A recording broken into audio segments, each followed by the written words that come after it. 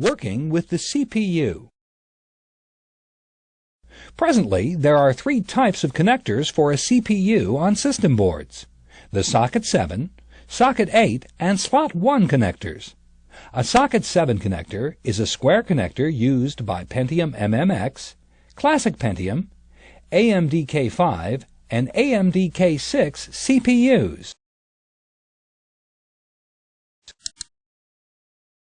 The Socket 8 is slightly rectangular and larger than a Socket 7. It's used by the Pentium Pro CPU. The third and final type of CPU connector is the Slot 1, which is a rectangular connector. It looks like a small expansion slot and is used by the Pentium 2 CPU. The heatsink is another piece of equipment you need to be aware of. A heatsink is a piece of metal with cooling fins that can be attached to or mounted on an integrated circuit, such as a CPU, to dissipate the heat generated by the circuit. This topic explains how to remove the device.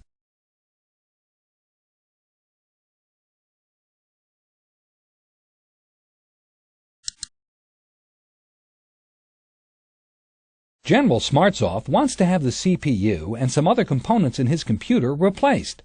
Brian decides to take this opportunity to teach Mike how to remove and install a CPU.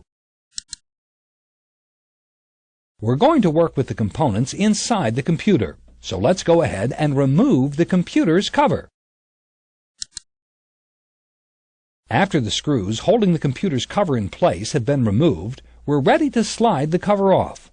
Go ahead and click Next until the cover is completely off.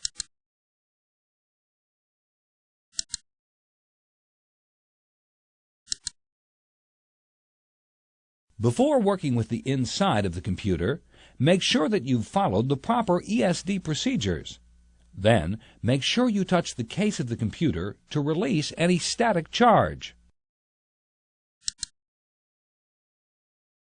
After you locate the CPU, you'll want to disconnect the power cable of the CPU fan.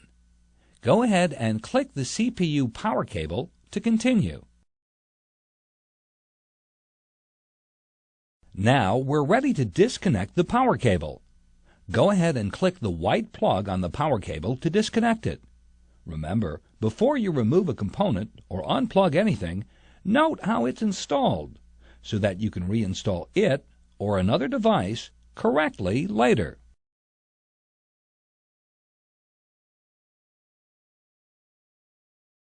Good job!